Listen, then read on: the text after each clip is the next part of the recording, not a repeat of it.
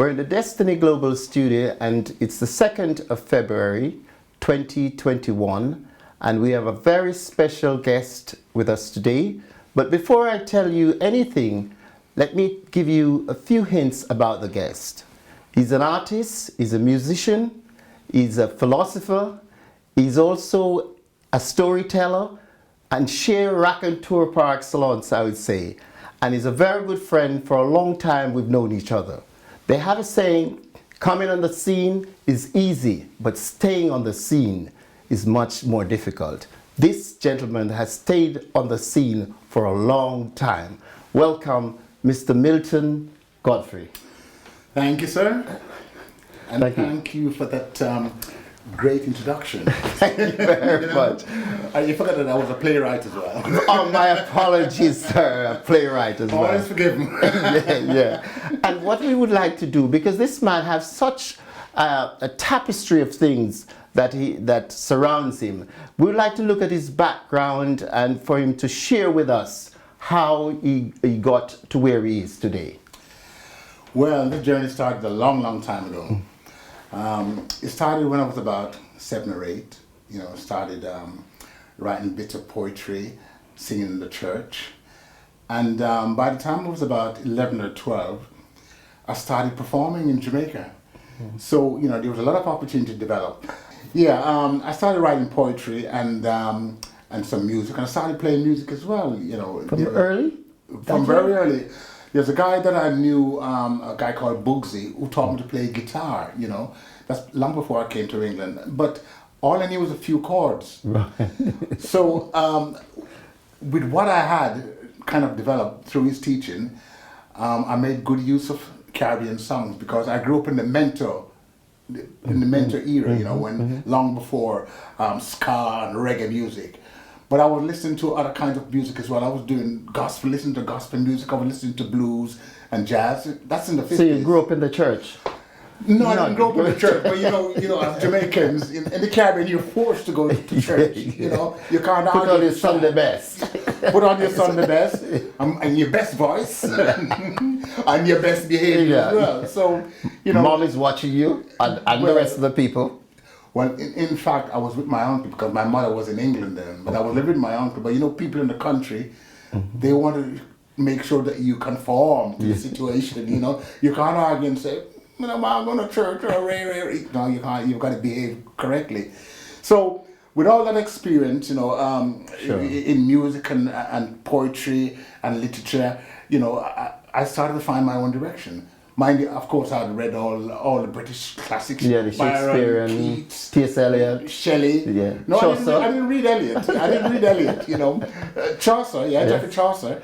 John Bunyan, Pilgrim's Progress. So I'd read a lot of the classics. Right. That's before I went to college in Jamaica. But I was still doing my music. I was still doing my poetry and all the things that I like.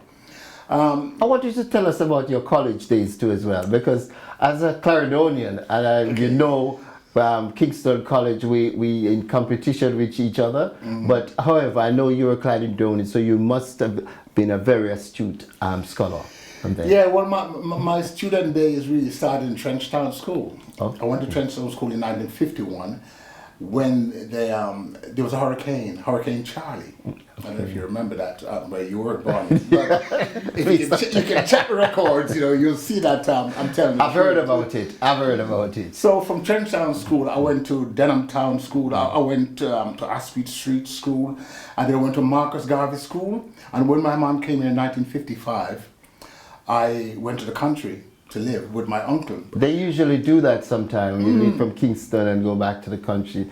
Yes, they do that. The problem I had though was moving from one school to another, because if you live in Kingston, Jamaica, it's kind of very vibrant but volatile.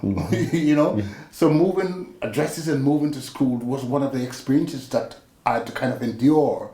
Okay. So eventually I went to Clarendon College in 1958, and there was a kind of great experience for me because I met all the smart people. And there are a lot of things at college that we didn't see in the country. You could watch films, you could watch Wolverhampton Wanderers. Okay. They were the top of everything Football, in those days.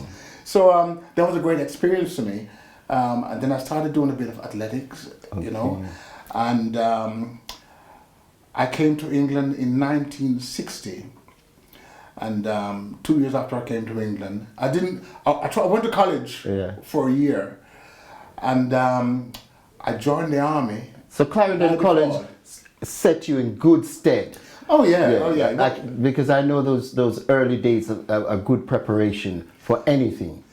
And another thing, teachers were very strict, you know, and one teacher can teach 4, 5, 6 subjects. Yes, they can. And then when you're among a teacher like that, and students who are very clever, don't forget you've been thrown into an environment that you've never been in before. Clarendon College got a big reputation, one of the oldest colleges in Jamaica. So, you know, you're bound to kind of develop and achieve things from there. Yes. So that was my groundwork before I came to preparation. England. Yeah, my preparation. So when I came to England, I went to college here for a year. Then I was drafted into the army. Wow. I was 18 then. I came here when I was 16, was 18 then. So was it you automatically had to go in the army then? No, but there are circumstances that led me there. Okay. It's nothing to do with crime or No. You know, it was social environment. Okay. You know, and we won't go into that in depth. Yeah, okay. But I joined in '62, and by 1964 I was in the United Nations, and I went to Cyprus. Served in Cyprus. It was my first assignment. Then from Cyprus I went to Berlin. So were you in the infantry or infantry? Yes. Yeah. You know, proper soldiers. Yes. Yeah, I went to Berlin after that. You know, I went to guard Rudolf Hess, Van Schirk, Rudolf Hess, and Speer, Albert Speer. Wow. Yeah, Albert Speer and Van Schirk. They were doing 25 years. So you went to guard them? Yeah. I was there for 2.5 years. Spandau prison. Yeah. So Rudolf Hess, Hitler's deputy, was there. Yeah, I've read about him. So I guarded him as well for 2.5 years. So and then I came back to England, but I did quite a lot of things in Berlin because I had a band. I had a band then. Yeah, I was playing music, and I had a band. So you picked up where you left off. Yeah, easily. And what happened? I picked up with my studies as well because the army sent me to school to learn German. Yeah, so that's where my first kind of experience of a foreign language. So you speak fluent German? I speak good German. I speak good Spanish as well. Okay. I studied Spanish at Clarendon College. Yes, okay. Yeah, so, but by the time 1970 or 80 had come along, I'd forgotten my vocabulary. I'd forgotten how to conjugate verbs and so on. But eventually, I made up for it because I went to Sutton College for 2 years and got my qualifications. And I ran into a couple of Spanish-speaking people. And you started all over. I am pretty good. You know, I don't want to brag about that, but I am pretty good. So yeah. Fantastic. So Berlin was another kind of turning point for musically, but at the same time I was reading stuff. I was, whether it's inquisitive mind. Yeah, whether it's from Nietzsche or Schopenhauer or Kant or Schuller. Or whatever. All the classics. All the classic philosophers. Yeah. So I was keeping my mind active as well. And I was trying to do a bit of maths because I hated maths back in the Caribbean, So I never got really rusty. Yeah. I never got rusty because I'm keeping up all the time and reading things, psychology, sociology, philosophy, music, of course. And then I'm doing religion as well because I used to love religion, That's quite a lot to take on board. Well, it is, but I got the capacity for it, You're there, yes, you have. I got the capacity for it. And don't tell me I can't do something because it makes me more determined to do it. So my brain was ticking over all the time. So back to Berlin. Yes. I had a band there, like I say, for 2.5 years. And then eventually when I came out the army in 1968, I went to live in Ireland. Wow. I went to live in a place called Ballinamallard, which is part of Enniskillen. Yeah? So why you choose Ireland? Because I was in an Irish regiment. The regiment I was in was called Enniskillen Fusiliers. Okay. But they're Irish. Most of them are Irish. The officers were English, but most are Irish. But it was a mixture. And there were 12 of us guys, black guys. Oh, 12 black guys. Mm-hmm. Yeah, there. So, we kind of integrated quickly. Comrade, yes. And the band I was playing with, they were all Irish from Northern Ireland, and most of them was in the regimental band, the marching band. Yeah. So when I came out of the forces, I went to Ireland to live because I was the lead singer in Berlin. Wow. Yeah? So I went to them and we formed a band called the Chad. Okay. And then it was kind of, everything took off in Ireland, and fantastic time. And I even came back to England to play at the Mayfair. You know where the Mayfair is? Yeah, the Mayfair. That's yes. right. Yeah. And my mom came and everything, and it was kind of really Yeah, powerful go on. stuff. Yeah, Really great from good. mom. Yeah. And so, I was doing a bit of writing at the same time, trying to write poetry. So you were and so on. embracing everything. Everything. I love the art. I was doing everything. It was easy for me.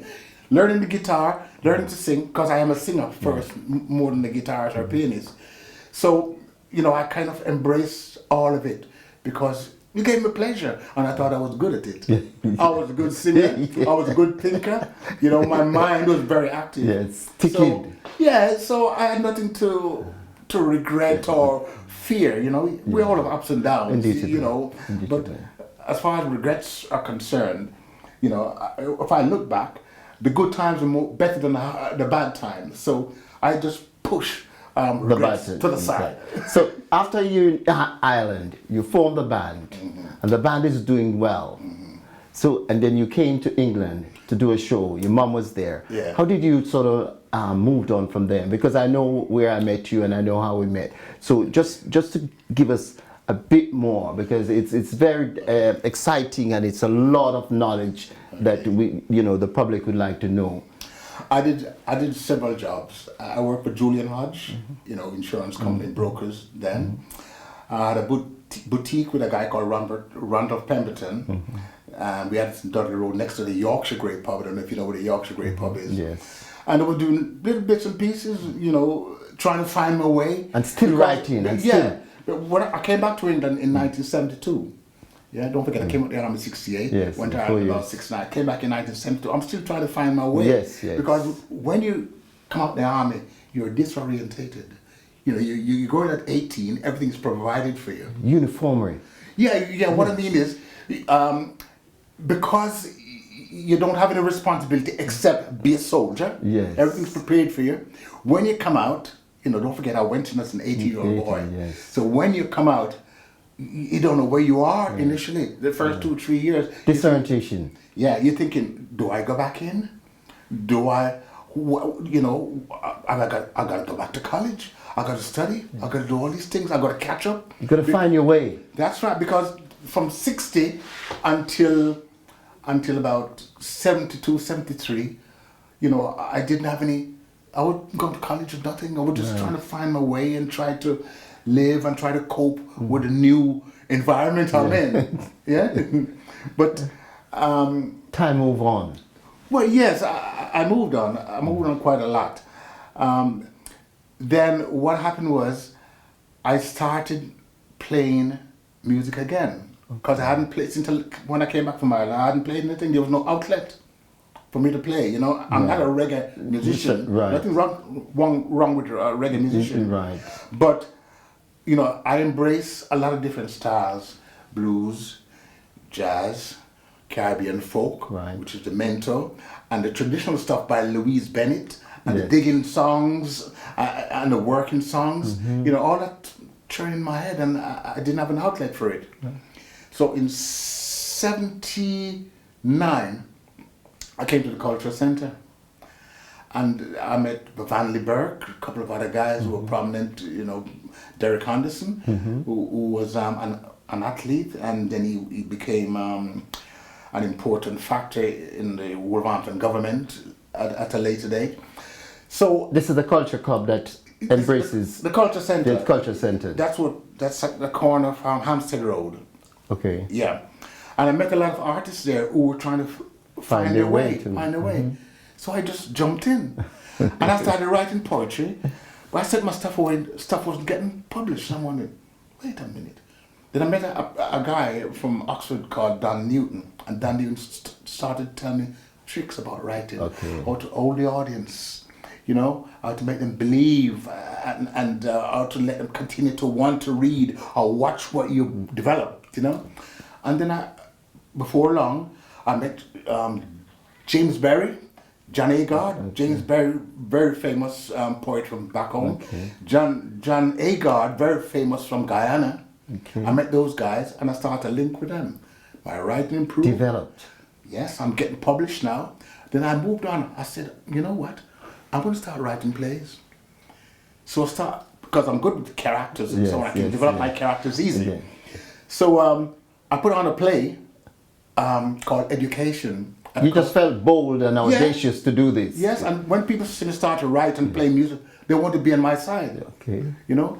So we put on Education at the Culture Center. That did very well. So I started to rub my hands, you know. Wait a minute. Money's coming. Maybe no, not even the money, but it's a success, you know. Yes, it is. To succeed, you know, because it's a big, dangerous world, as you know. Just coming out the army and, you know, nowhere How old were you then, after you started writing now? Gosh. Let me see. I was 34, nearly 40. Yes. Yeah, 37, 38. Yes. But I started lot, writing. all the experience is coming in the writing now. Yeah, yeah. And I did at the Cave, The Magic Man, Okay. the Rep. I did Night and Darkness. You was at the Rep as well? Yeah, the Rep, the Studio Theatre.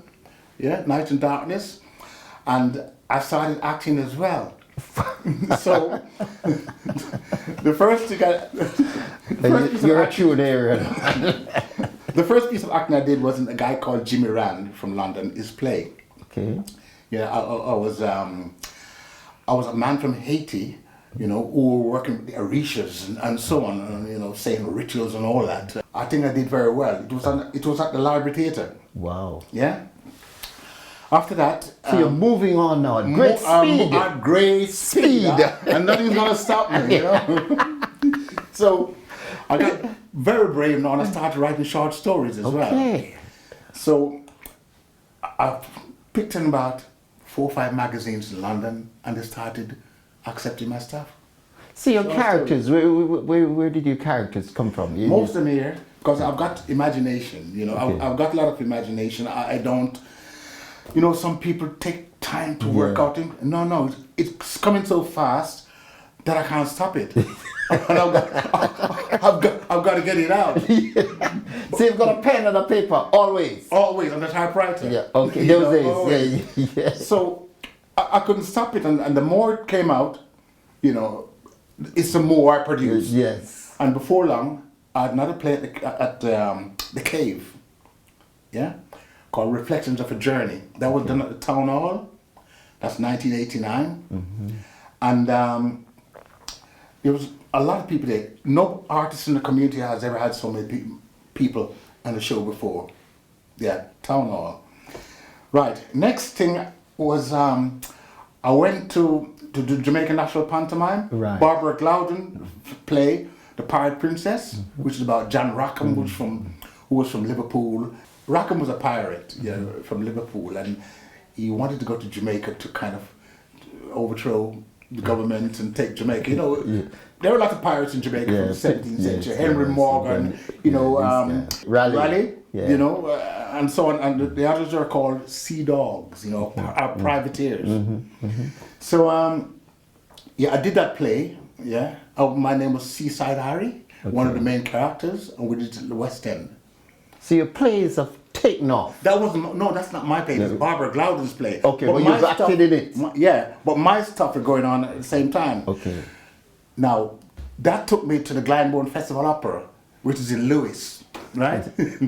So I went to do Porgy and Bess. Okay. And the Porgy and Bess by George Gershwin. George and Ira Gershwin wrote the lyrics. And George Gershwin wrote the music. They're brothers, by the way. Okay. So that was a success. I was there for, I think about 4 or 5 weeks. And I came back and started doing stuff again. And in 1985, I had my first book of poetry, Android Poetry, was written in 1985. That's out of print now. Okay. But there was more to come. That was your first poetry book that you published. Yeah. Then after that, myself, John Agard, James Berry, a woman called Buchi Macheta from Nigeria, we all met at Ted Hughes' house. You know, Ted Hughes was a poet laureate. No. Ted Ted Hughes, Hughes, oh yeah, yeah. Ted Hughes was a big poet laureate in the 80s. No black people's ever been to his place before. We were the first to be invited. 12 people were invited, 12 black people, to do a writer's course. Wow. Now, where Ted Hughes lives, he lives in a place called Hebden Bridge. That's in Yorkshire. Okay. Right? He lived in an old mill house, and that's where we stayed for 2 weeks. And we kind of wrote stuff. So a book came out of that as well, that everybody contributed to. Right. So from there, it's been onward and upwards. So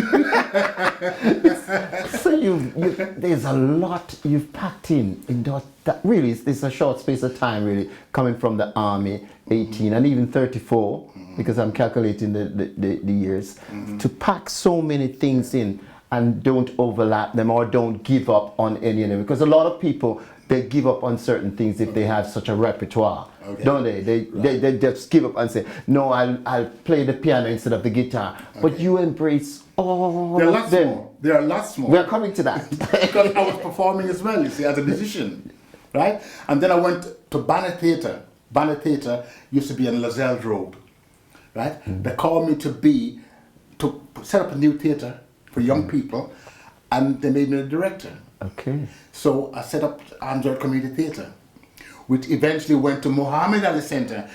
After I left Banner Theatre after about 2 years, I left Banner Theatre and I went to Muhammad Ali Center.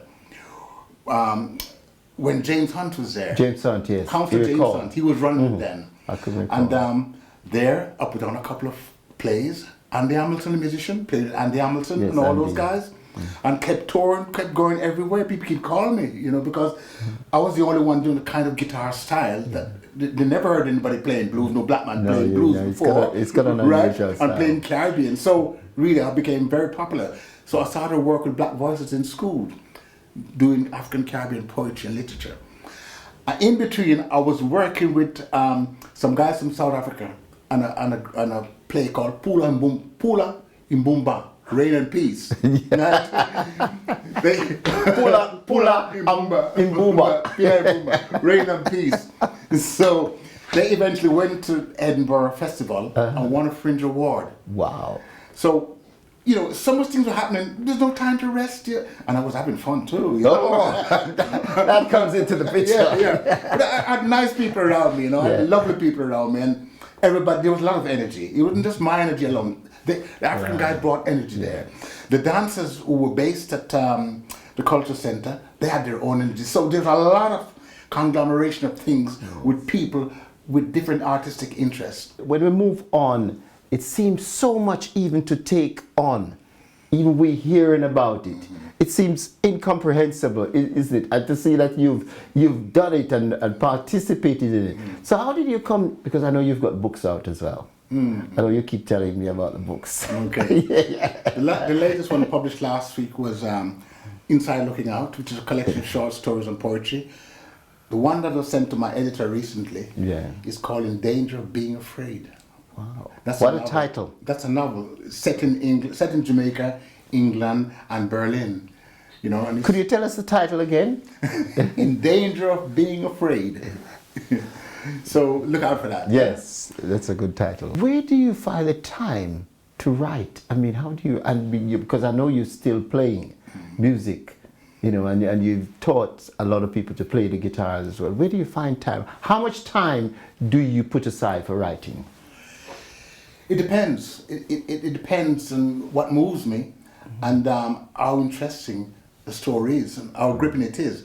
If I'm in parts where I know there's tension in it, there's humor and there's anticipation, you know, which people like in life. You know, people want to be afraid. You know, people want to be happy. Jaw dropping. Right. So the thing is, I was relentless from back home, energy-wise. 9, 10, I'm walking in my hands, you know, and standing against a wall and doing a lot of things, boxing and doing a lot of things. That's from very early. I'm talking 10, 11, 12. So by the time I reached the country, where we had freedom, you know, and fresh air, more power, because I had fruits to eat, right? No stress. Cooking saying is stress.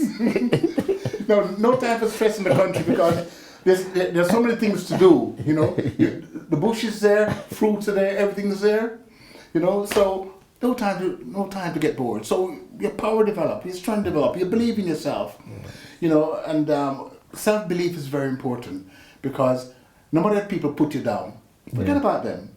If you tell me I can't play the guitar with one finger, I'll show you I can. Yes. Even though I can't. but, You're gonna try. You're gonna try. Yeah, You're gonna have a go. Yeah, just to prove that I can do it. Yeah. So that energy was always there. You know, it didn't come along because I went in the army. It was always there. And being an Aryan as well, being Aries as well. You know, we're inquisitive. We got inquisitive minds. You know, we're very thoughtful and also compassionate. You know, and sometimes you got to be compassionate and thoughtful to let things feed into you. It's Infuse.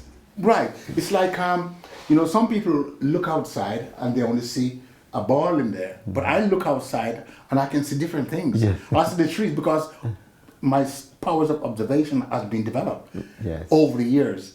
And a lot of people don't kind of use that kind of power, you know. They call it magic, or they call it magic, black magic. Common sense, observation. Use your own brain. Don't let other people think for you all the time, because that's what happens. You know, if somebody say, you know, this water there is good for you. It's nice. I'm gonna say, why is it nice? Yeah, of course, why? Don't tell me to drink. Don't think I'm gonna take it and drink it. Tell me why it's nice. What's the reference? If you're gonna tell me.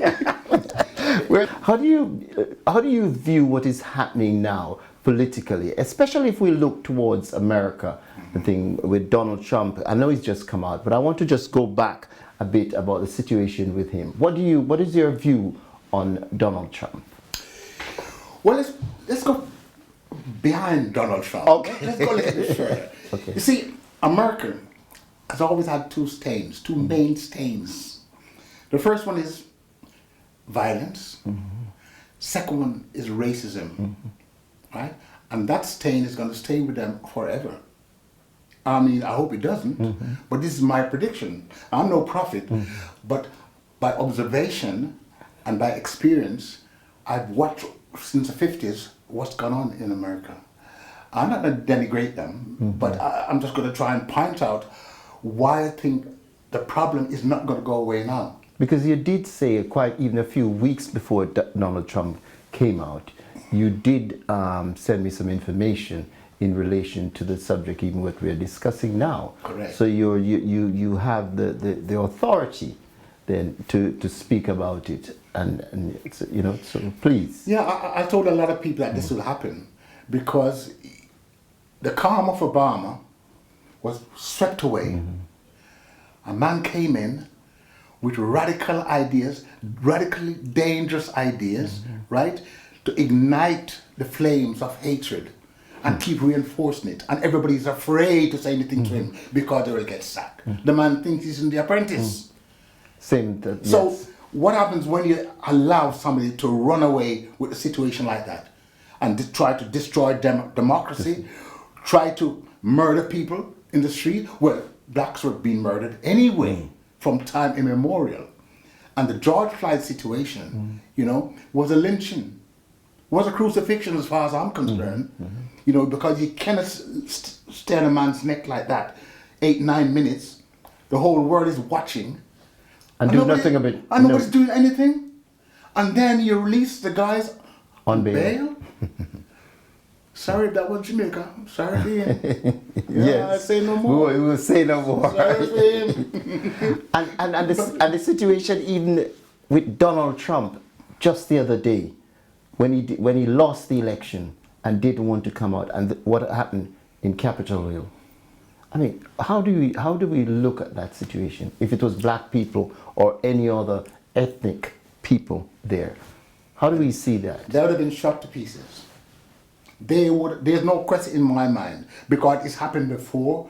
If 1921 in Oklahoma, when they killed all these black people in the economy who were entrepreneurs, they flew a plane and dropped bombs in them. Why? Because they were being successful.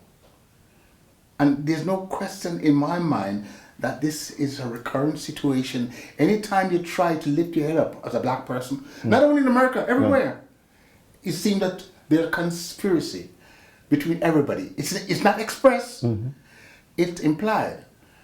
That's why, you know, when people come to me, white people, I said, excuse me, don't use white as a metaphor for power and superiority, because that's what it is. You know, James Baldwin tells you that's what it is. So call them by the proper name, Caucasians. Yes. Don't give them power, because every time you give them power, you become subservient, or they think you're subservient because of historical events such as slavery, oppression, persecution, which are still going on. I see that you're a reader of James Baldwin. I read all from the great minds, minds, because these people are my icon. You know, Marcus Garvey, Yes. James Baldwin, Malcolm X, Martin Luther King. These are my icons. And what they do with our icons? They kill them. They destroy them. They put them in prison. Every icon you can think of in America has been to jail or been dead. So it's a consistent thing that they're doing all the time. Why? What have we done? We haven't done anything. What have we done? They're the problem, not us. But they flip the coin. Yes. It's us. What about reparation? Because if so much has been done, look from when the Jews have had it, and their atrocities wasn't nowhere near like what the blacks have gone through. What, as you were saying, what do we do to at least, England is the same, but it's not shown. And we're living in England.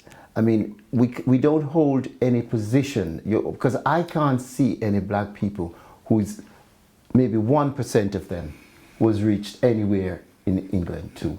So that same thing is under the carpet. It's still here in England as well too. Yeah. How do we tackle something like that? I think you must remember as well that what happens in Britain is a reflection of what happens in America. Because, to put it mildly, they're both partners in crime. Yeah.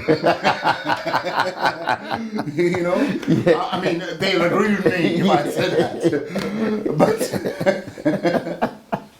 they are. So, except here, things are done by more stealth. Yes. You know? In America, they'll come on and say the N-word, and they're telling you, at least you know what's happening. Yeah. But here, they won't pay reparation. They promise to pay you, promise not to do this, not to do that. But behind the scene, they say, let's give them one stop. Like the Windrush. The Windrush, that's what we're talking about. Yes, look from when. Yeah. Thank you very much. You know? They cannot be paid even now. Yeah. This lady we talked about last week, Priti Patel, what do you think of this Home Secretary? Well, I would like to ask her, have you sent any Asians home? And that's not being disrespectful. Right. But tell me, please, because your packet of Jamaicans, come on, there must be one or two Asians too, or illegal like Jamaicans. I'm sure there are, you know. So you would like to ask her? You'd like to address her? Yeah, you know, come on, show me. Give me one then. You must have at least one. You know, can't be all Jamaicans or we call it Polish or illegal. Yeah. There are lots of illegal people here. So why are you picking one group? Come on. Is it because of Boris? Yes. Because we know who Boris is like. Yeah. You know. So it's again racism. Yeah. Outright. Listen, there's no question in my mind about that. Black and you're brown, you're disadvantaged. If you're Caucasian, you're privileged. Because you can tell a lie, and me, as a Caucasian, call the police, and the police come and beat me up. It's happened before. Yeah, it's happened time and time. I've seen it in Handsworth, where one black man, is accosted by two or three Caucasians. The man wins. They call the police, and the police come and arrest the black man. It happens all the time. It happens here. In the 80s, they used to plant weed in people's pockets for you to get criminal record. Yes, they do. So, you know, what is that? And documentary has shown that desire to disenfranchise black people from the Caribbean was supported by Churchill. It was supported by conservatives. You know what I mean? And every time we've had a rough time, conservative government is in. And they decide to, and they speak about it, but they never act on it. Hot air. Yes. Hot air, that's what it is. you know, and then they kick the idea in the long grass, and they start looking for it another 10 years later. Now you're talking about kick the idea in the long grass. That brings us racism in football. Yeah. That is, look from when that has been going on. Yes. And everybody comes, they form different arbitrary things. You hear they're saying they're doing this, they're advertising it on TV, they're doing it. Yesterday there was a big scandal. Marcus Rashford, the Manchester United star, he came and talked about saying he cannot put up with it anymore. How do we deal with this type of racism in football? Because they've got all sort of mechanisms, but it's not working. Okay. You see, when Batson, Regis, and Cunningham were playing for West Bromwich, right? They were heroes. Yes, they were. Right?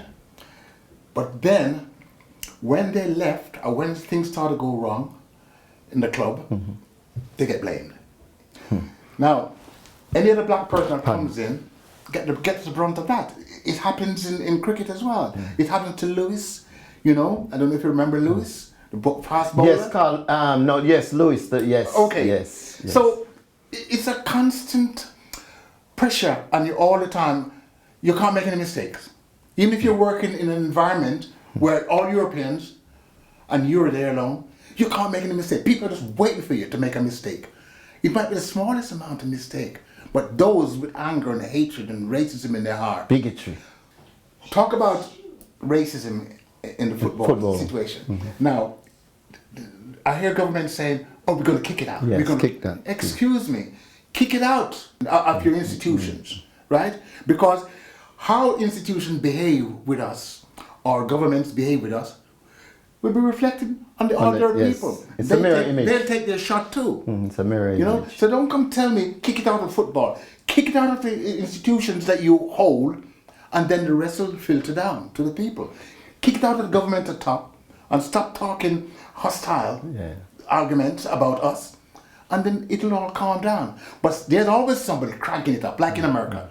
No, this woman now, we call her Mrs. Taylor Greene. See, Trump's gone, and she's doing what Trump was saying. Yeah, that's the, you know? what you were saying. How can you say shoot another member of the Senate and call him by name, shoot him in the head? They should be charged. Are you and still in imprisoned. there? But they're supporting her. She's with QAnon. You know, and I'm thinking to myself, what is the matter with these people?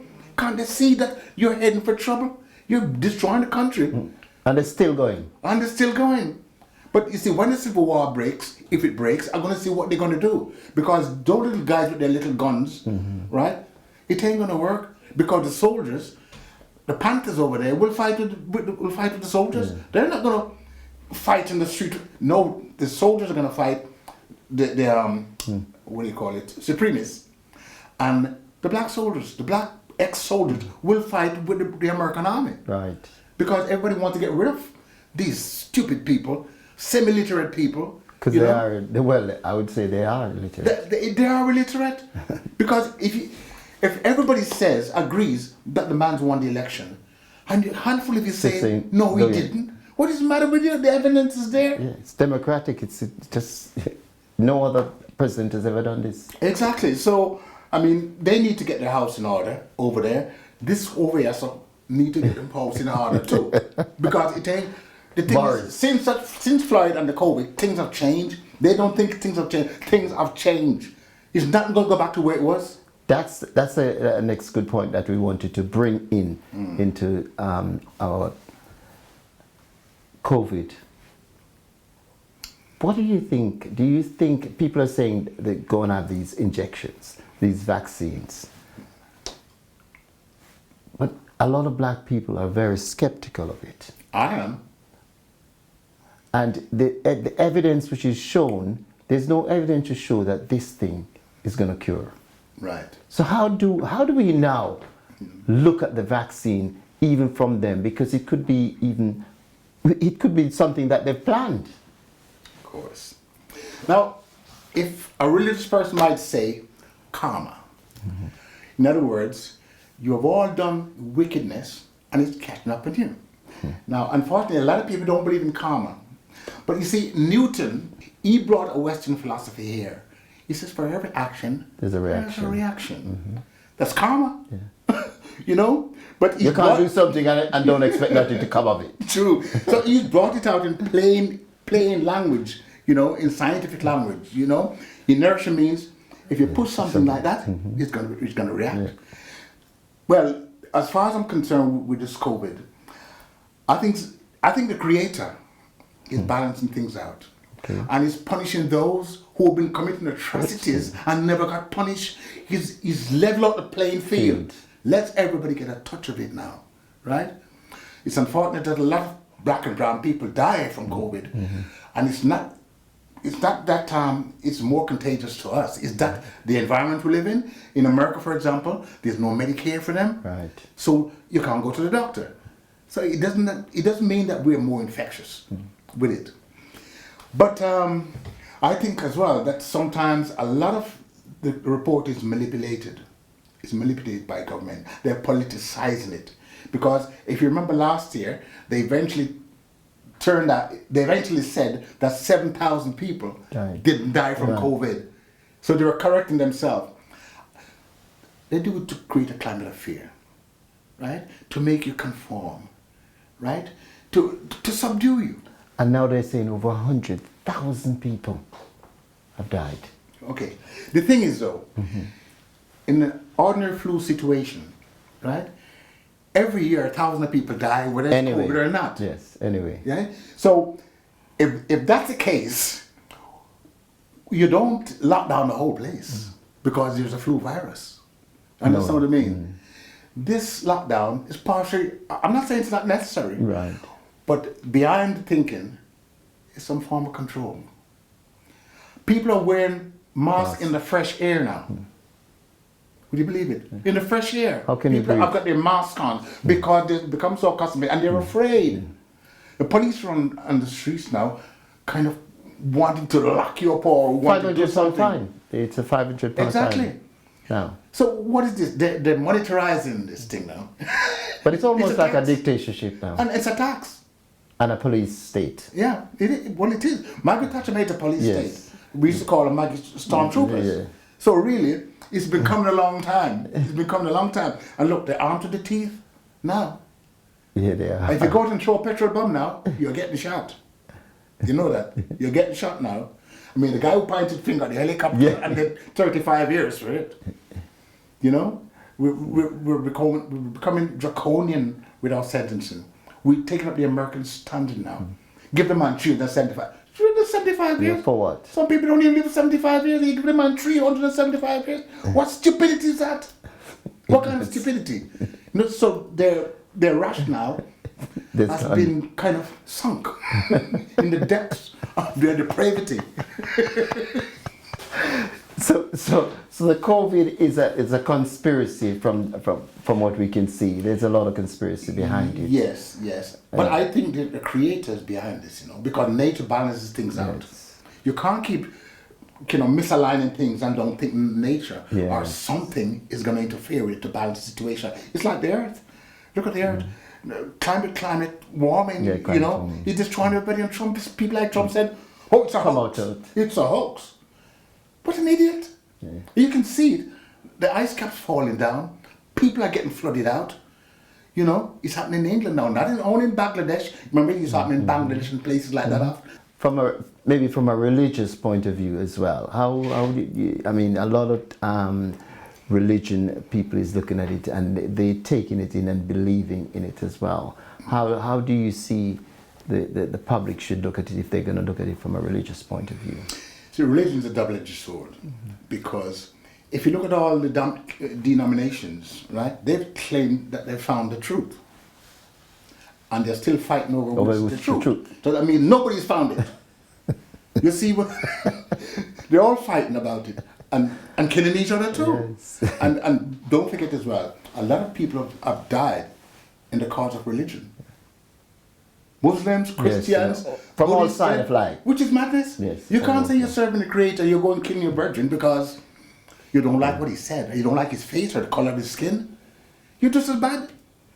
So I'm not praising none of them. The goodness about religion is that at least you can worship your Creator, right? You can give thanks for being alive. You can help other people. Yes. Love thy neighbor. Love thy neighbor. But everybody hates everybody. Jamaicans hate Jamaicans. Muslims hate Muslims. Christians hate Christians. Nonsense. It is nonsense. So we're full of hate. Everybody's full of hate. How you expect to live happy and good and be good to other people? You can't. Because that hate in your heart will not allow you to. And even if you try to redress the balance by making adjustments, the damage is so deep. You know, it's so deep in there. You're not going to eradicate it that easy. New people, new kids have to come and say, listen, we've had enough of this nonsense these older people be getting on with. Let's fix the world. Let's change the world. And anybody try to stop us from changing the world and make the world better, let's get rid of them. Put them on an island and put them in a dustbin or somewhere. But let's get rid of them. I'm not going to say to murder them, but put them on an island and let them stay there. So we've covered so many things. But one of the things that I wanted to look back at is Black Lives. Because this, again, it comes into the same equation like Windrush, like all of the things that just everybody just here for today, gone for tomorrow. Nobody speaks about it anymore. It's one of those things that we just don't know what is coming next where that's concerned. Mr. Floyd, his death has become a conduit for change, you know, and it brought out a lot of people, poor whites, people who were disgusted with that death, that they can't stand it anymore. You know what I mean? That was an awful thing to do. So it didn't take kind of all black people come out and say Black Lives Matter. No, white people came out. Yes. Poor white people, rich white people, middle class white people, they all came out. That because they felt the hurt, the pain. You know, to sit there and watch that. I can't watch it, you know. No, I don't not even for a it. minute. I cannot watch it. It is too hard to watch. Yeah, it's painful. I want to cry every time I see it because how can somebody be so cruel? You're kneeling on a man that can. Yes. People tend to get off, and you know the man's dying. You're meant to kill him. You see? So Black Lives Matter. I love to support them. People say they've got all kind of people in. I don't care. Yeah. I'm dealing with numbers. Yes. Because sometimes when you've got a number of people together, it kind of impact changes. Even though when they were told not to go and fight in Iraq, they never listened. No. 1 million people march in London, nobody listened to you. In other words, they do what they want when they want to. Your voice, a million voices, is nothing to them. Cruise missile solved the problem as far as they're concerned, which is disgusting. Yeah, it never did. Yeah, and those cruise missiles that you're firing at people, you can take people off the streets. Yeah, there are thousands of people sleeping on the streets in America. You can put them in a house and shelter, and you're firing missiles off to people who are poor. You send your poor to get killed. You send your poor soldiers to get killed, to kill other poor. So, you know, what kind of business is that? What kind of business is that? So you see, these people, they're not right. There's something there. Need treatment. They need treatment, psychiatric treatment. Because that's what it is. You know, the Caucasian professors say, not me. With all that's happened, I mean, how can one look now and say the type of world that we're living in? What would you say to the younger people? You know, what could they aspire to? Because we know you've covered quite a lot of it. You're artist, musician, playwright, philosopher. If I leave out anything, please tell me. No. What about badness? Yeah. Well, soldier. I don't know. Soldier. Yes. You know, what could you share with them, just as a final conclusion, to say there's still aspirations. There's, you know, one must work towards. Okay. Social media is very influential. You know, there's a platform there for everybody to do things, and places like YouTube give misinformation. Unfortunately, some of the young people don't understand the misinformation. They think a lot of things is true. And some of these things that people write come from idiots. Yeah. You know? No research again. It's like somebody come to my yard and say, you come to discuss flat earth. I said, excuse me, have you heard of Copernicus? Yes. Have you heard of Galilei? Yeah, you come tell me about flat earth? Go on. Yeah. Because you just move it out the way. If you If you're getting your education from YouTube, no thank you. No thank you. Nobody come discuss nothing with me. So going back to the aspirations that you're giving the young people. Yeah. Social media, you were saying out a lot of things. Yes, Misinformation. they must be very kind of selective. Also, they must vote out these rotten people who's making their lives hell. Vote them out. When you reach 18, vote them out. Know what's happening around you. You know, not what they tell you. People tell you what they want to know, and they keep repeating it, and it becomes truthful. You know, Hitler did it. Trump did it. So when politicians are telling you things and repeating it, forget it. Think for yourself. You don't let other people think for you. Use your brain yourself. Analyze things yourself. Right. Observe things yourself. Draw a conclusion yourself. Even if somebody tells you something. And also, you know, prepare your future. Prepare your future, prepare for a better future. Because some people out there, politicians, will give you some kind of future. How does it make sure you stay oppressed? You never have a future. Never have a future, right? And they say your future is now or last week.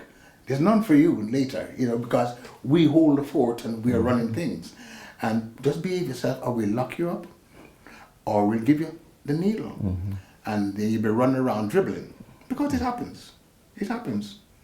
So the future for the younger generation, they should be selective in their information. They should analyze for themselves. Think for themselves. And they should obviously. What about professionally? Would you give any advice to that? What profession they should choose to? Whatever profession you're in, make sure you do it to the best of your ability. And don't stop. No matter what people are telling you, do not stop. Have your goal in your mind, right? Visualization is a very powerful piece of equipment. Sure. Because if you don't see the thing in here, it can't materialize.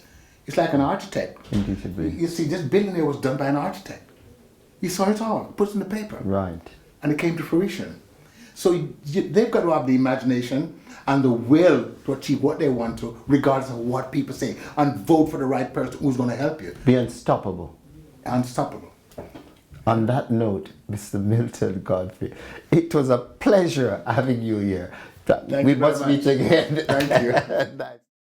This is Destiny Global TV. Please subscribe and leave your comment below.